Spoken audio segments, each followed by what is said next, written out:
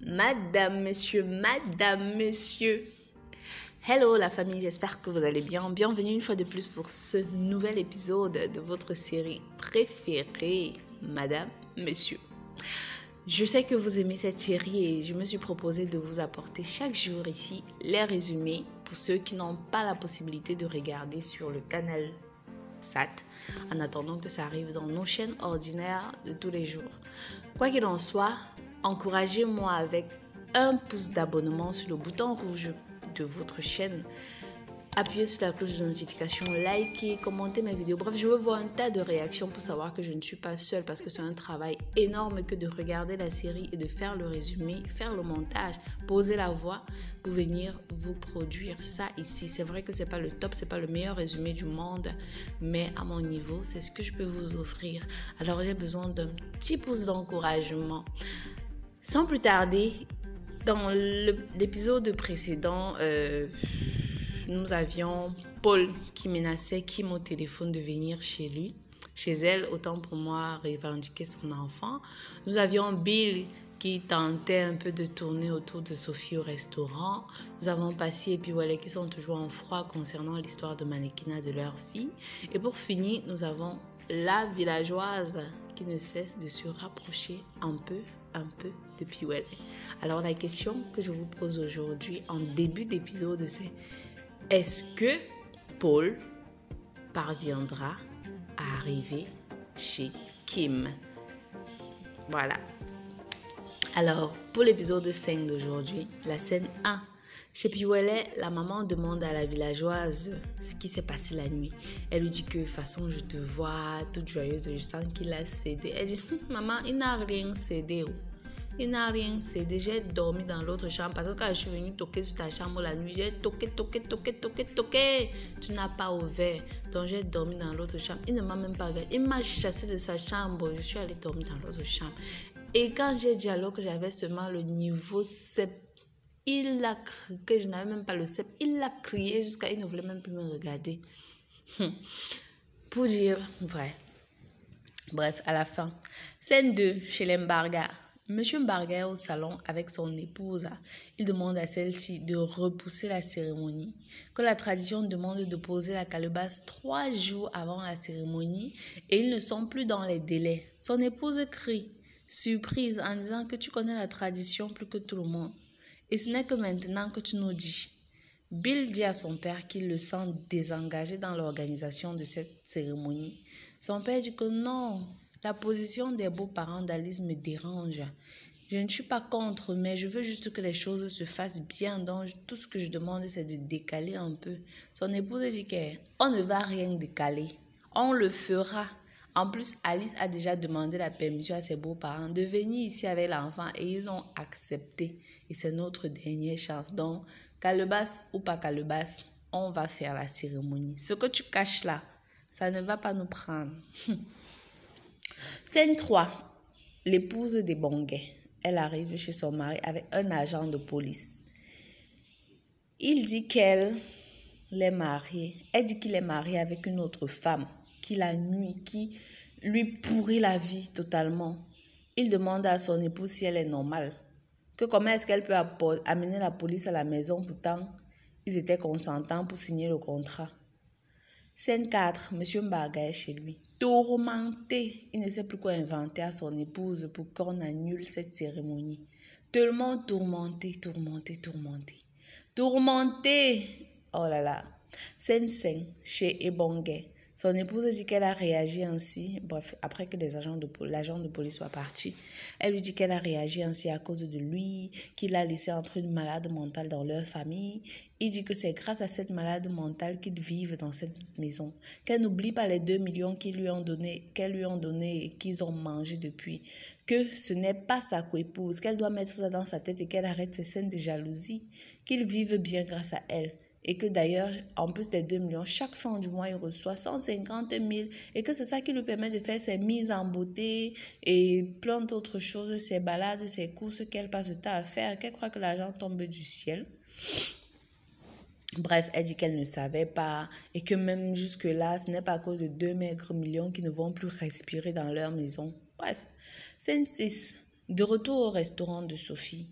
Bref, reprenez-moi d'abord. Vous accepterez-vous un tel contrat? L'épouse de Bonguet est quand même courageuse. Hein. Accepter que ton mari épouse une autre femme, soi-disant, par contrat. Avec le mariage qui est Jinjaïs là dehors, là, les femmes sont prêtes à payer le mariage. Comme ça, elle te dit que c'est le contrat. Peut-être cherche vrai le mari. Voilà ça. En tout cas, scène 6, de retour au restaurant de Sophie, son fiancé entre et la voit submergée. Il lui demande si elle n'a pas pu convaincre sa sœur de travailler car il a vu travailler dans un restaurant et on aurait dit que c'est le sien. Qu'ils n'ont même pas eu le temps de parler tellement elle était prise par les clients. Sophie est choquée et puis elle dit qu'elle ira voir sa sœur, que sa sœur la déçoit vraiment, qu'elle croyait qu'elle était peut-être souffrante, c'est pour ça qu'elle ne venait pas travailler, qu'elle ne savait pas qu'elle aurait pu aller chercher du travail ailleurs plutôt que de travailler pour elle, patati patata. Scène 7, Ebongue appelle son boss disant que sa femme lui a porté plainte, patati patata, et son boss raccroche. Déjà, moi, je n'ai pas compris pourquoi est-ce que tu appelles ton boss pour raconter tes scènes de ménage. Ta femme t'a porté plainte, ou elle a le rapport avec le fait que... En quoi est-ce que ça implique ton boss? Bref, je veux comprendre. Je n'ai pas compris cette scène et on ne nous a pas vraiment éclairé là-dessus. Dans tous les cas, ça ne me surprend pas. Scène 8, Sophie montre son mécontentement. Elle dit que sa sœur l'a trahi, qu'elle la payait pourtant bien et elle devait même lui faire une augmentation de 30%, qu'elle ne comprenne pas qu'elle préfère aller travailler pour un inconnu plutôt que de travailler avec sa sœur et que l'argent reste dans la famille, patati patata. Bref, moi je ne sais pas, mais je vous demande à vous, peut-être vous avez compris. D'abord, vous, qu'est-ce qui peut motiver Sophie à tant vouloir empêcher sa sœur de voler de ses propres ailes? Parce que c'est vrai, elle est une grande sœur, on va dire, elle est protectrice, mais moi, je sens qu'il y a un peu de l'égoïsme là-dedans. Parce que même si ta petite sœur n'a pas d'expérience, comme tu le dis, on doit laisser chacun faire ses preuves. On doit laisser chacun faire ses erreurs, subir ses échecs. On ne doit pas imposer quoi que ce soit à quelqu'un surtout à un âge pareil. Bref, moi, j'ai pas bien pris ça en tout cas. Scène 9, Piwale arrive au centre de mannequinat avec un policier et menace le propriétaire que s'il n'a pas l'accord de Piwale, il s'agit d'un kidnapping. Ce dernier dit qu'il n'a kidnappé personne. D'ailleurs, il éclate de rire. Moi, kidnapper quelqu'un, que j'ai l'accord écrit signé de sa maman. Donc, ce n'est plus un kidnapping. Je pense que le nom de cette mère est aussi sur l'acte de naissance de l'enfant. Donc, elle a les droits sur elle. Ensuite, ce dernier dit qu'il n'a pas vu de mandat depuis qu'ils sont là. Que tant qu'ils n'ont pas de mandat, rien ne sera fait, il ne bouge pas. Qu'il connaît et il maîtrise ses droits. Et que s'il n'a rien, lui-même, il mènera la vie dure à Piwale et à ce flic. Face à ça, le flic se braque. Après, Piwale demande au flic de prendre, d'arrêter sa fille pour qu'ils aillent à la maison. Elle est morte et elle fuit. Piwale commence à dire, mince, comment l'enfant te mord, tu laisses, non, machin. Le policier dit aussi que toi aussi, tu n'as pas les mains pour l'arrêter, qu'elle m'a mordu, un peu plus la suivre. Donc, c'était un cirque, carrément. Scène 10. Sophie dit à sa sœur qu'elle a quitté pour un autre propriétaire. Sa sœur surprise lui dit, mais tu me méprises tellement au point où tu me limites au rôle d'employé. Donc, tu ne peux pas penser que j'ai quelque chose qui m'appartient. D'ailleurs, sache que ce restaurant m'appartient et j'en suis propriétaire. Sophie en doute terriblement, d'ailleurs, se moque même de sa sœur, jusqu'à ce que le copain de Béa arrive et dit qu'il a aidé à augmenter son capital et il lui a donné une partie de l'argent pour louer l'espace. Sophie menace sa sœur et s'en va. Béa, surprise de la réaction de sa sœur, bon, pas tant surprise que ça, demande si elle devrait être son esclave toute sa vie. Et moi là, je suis un peu d'accord, hein. Excusez-moi, je suis d'accord. Sophie exagère un peu. Scène 11, Passy est arrivée chez Piwale et trouve son fils prêt. Elle arrive chez elle, autant pour moi. Son fils est en train de manger et la nounou est assise, elle manipule son téléphone. Elle crie sur la nounou, pourquoi est-ce que mon enfant est sale? Donc je te paye, tu es là pour manipuler le téléphone. Puis elle demande à la ménagère de se mettre dehors en disant que je vais le nettoyer moi-même, ne t'inquiète pas, c'est mon fils, il n'est pas orphelin. Bref, moi j'ai trouvé cette scène juste exagérée. Parce que l'enfant buvait quoi? Il était en train de boire du river et il en a un peu versé sur lui. Il n'y avait pas de drame et puis la saleté ne se voyait pas tant que ça. Donc, il était encore en train de manger. Pourquoi faire tout un drame? C'est généralement lorsque l'enfant a fini de manger qu'on le nettoie. On ne va pas nettoyer l'enfant pendant qu'il prend chaque bouchée, on nettoie, chaque bouchée, on nettoie, chaque bouchée, on nettoie. Donc, elle a fait un peu tout un plat pour rien. C'est pas comme si tu étais en train de manger de la banane malaxée ou, je sais pas moi, du chap. Ça s'est versé sur lui. Et puis, il était extrêmement sale. Bref, elle a un peu été excessive. Et j'ai pas du tout aimé ça. Bref. Scène 12. Les inspecteurs arrivent chez Anna pour poser quelques questions. Anna dit qu'elle est mariée légalement, qu'elle n'a forcé personne et qu'elle n'a pas fait un faux acte de mariage comme sa coépouse l'accuse.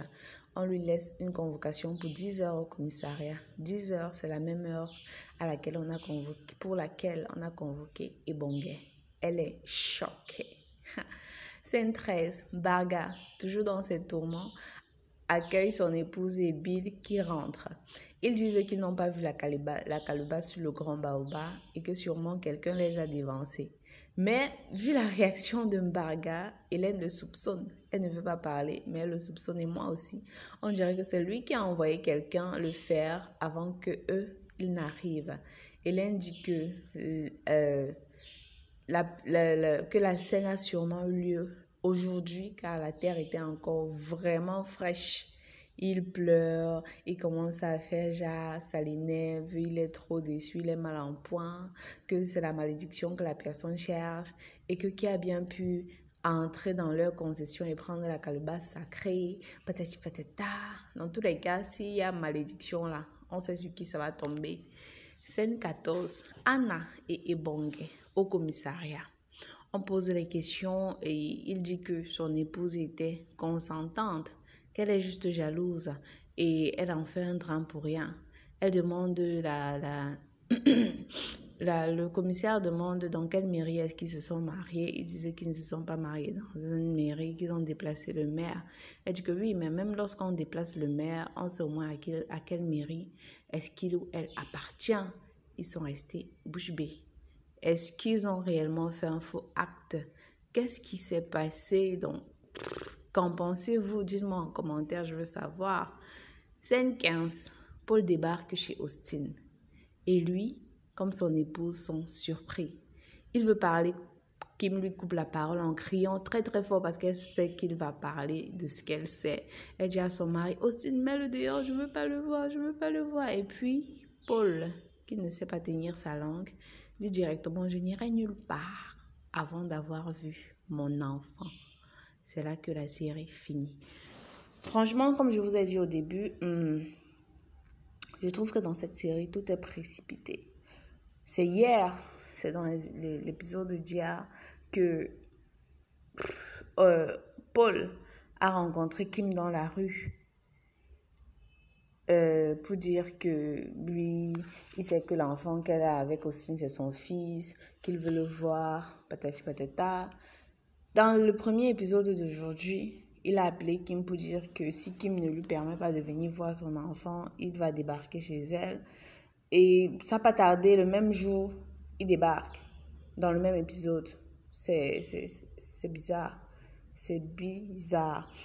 Dans une autre série, tu aurais vu, la scène aurait fait même 2 mois encore à tourner. On aurait montré comment Kim essaye de dire la vérité à son mari, mais soit il y a quelque chose qui les en empêche, peut-être elle veut parler à Austin, il y a un coup de fil, un téléphone qui sonne, Austin décroche et après ça coupe la conversation, il vient lui dire, tu voulais me parler de quoi? Elle dit non, rien. Ou alors elle essaie un peu de négocier avec Paul de l'autre côté pour le calmer, mais il n'y a rien de tout ça et c'est ça qui rend la série un peu fade pour moi. Donc, je ne sais pas ce que vous en pensez. Là, c'est mon décryptage parce que chaque fin d'épisode, je fais toujours une petite remarque, une petite critique. Dites-moi ce que vous en pensez. Moi, je trouve que cette série court un peu trop vite. Un peu trop. Bref, c'est c'est vraiment trop. C'est vraiment, vraiment trop. À peine aussi, Piwele a été à l'école de sa fille avec la police. À peine Passy arrive. Bref, c'est trop. Ça court énormément et il n'y a pas de, je sais pas si on appelle ça un cinéma de dramaturge ou de suspense. Dans tous les cas, j'espère que vous avez aimé. C'est tout ce qui compte. Et abonnez-vous si ce n'est pas encore fait. À bientôt. Peace.